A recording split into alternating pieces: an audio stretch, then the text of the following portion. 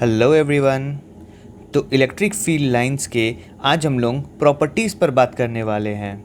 Electric field lines आगे के आने वाले टॉपिक्स के लिए बहुत ही इम्पॉर्टेंट होने वाले हैं और किसी भी चार्ज का इलेक्ट्रिक फील्ड में किस तरह का मोशन होता है या फिर क्या बिहेवियर होता है, उन सब को आज हम लोग समझने वाले हैं। तो चलिए आज की क्लास को शुरू करते हैं। माय नेम इज़ ऑब्रो and this is your own channel, let's be the difference.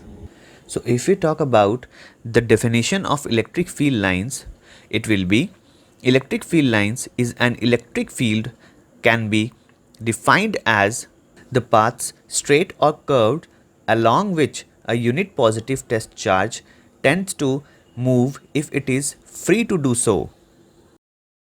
तो properties of electric field lines के बारे में बात करने से पहले यूनिफॉर्म इलेक्ट्रिक फील्ड या फिर नॉन यूनिफॉर्म इलेक्ट्रिक फील्ड किसे कहते हैं उस पर बात कर लेते हैं। देखिए, अगर electric field lines equi distance and parallel होते हैं तो इलेक्ट्रिक फील्ड यूनिफॉर्म होगी।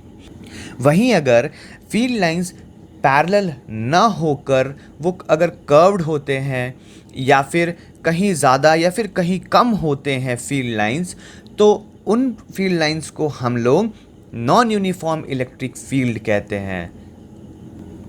तो प्रॉपर्टीज़ ऑफ इलेक्ट्रिक फील्ड्स में the first point will be the electric field lines are directed away from a positive charge and directed towards a negative charge.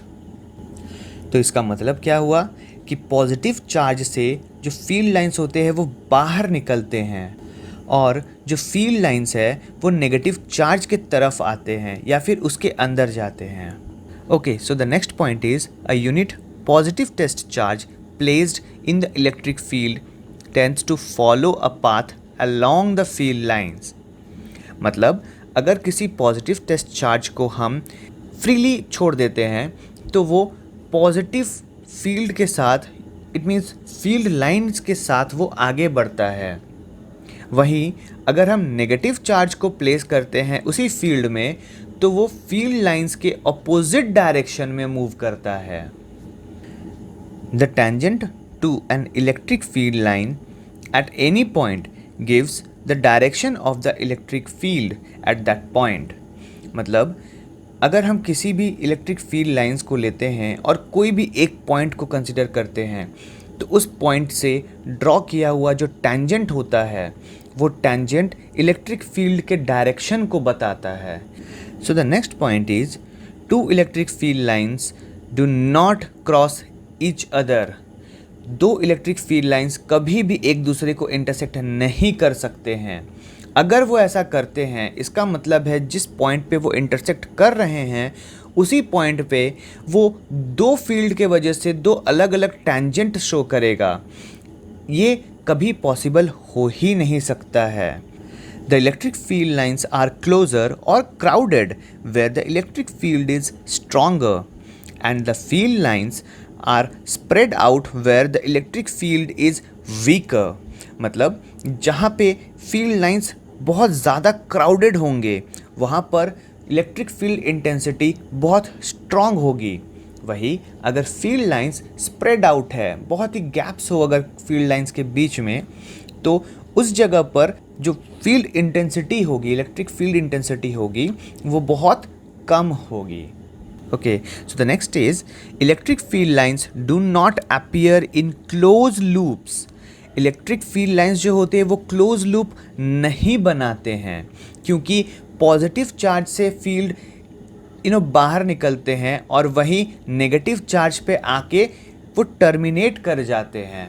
इसी वजह से वो क्लोज लूप बना ही नहीं सकते हैं। So electric field lines are perpendicular to the surface of a positively और a negatively charged sphere.